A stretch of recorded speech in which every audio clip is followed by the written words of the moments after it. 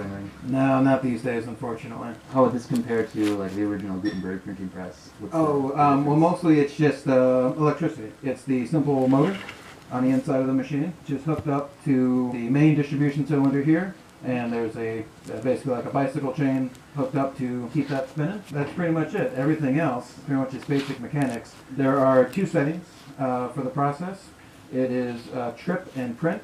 So I would put it onto trip with the lever over here, and that just inks the surface of the letters that we have handset here, handset lead type from our type room.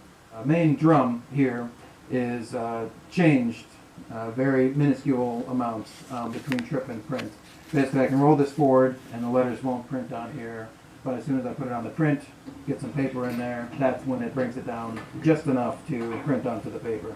Then for each page like this, you have to manually set each letter like that? Yep.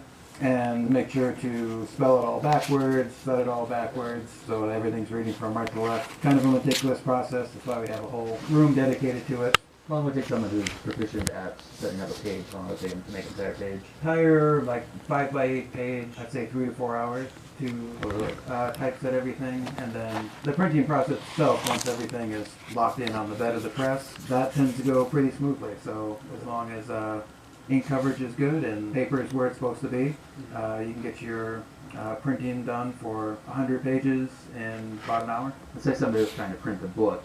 Would they lay out each page then, and then print each page at a time? Yes, they want to make sure that they have all of the editions of a certain page that they want. So they're printing page 14, they're going to get all that set out, get it on the press, and print everything from there. So they would do it page by page, and not set up the entire book in letter set? Yeah. Okay. And yeah, part of the reason people like to use the photopolymer process for certain projects. And the photopolymer, like, allows you to use a computer then? Yeah, you can get everything laid out in Illustrator, and you can just print out basically a negative, expose it like you would for a photograph in a darkroom onto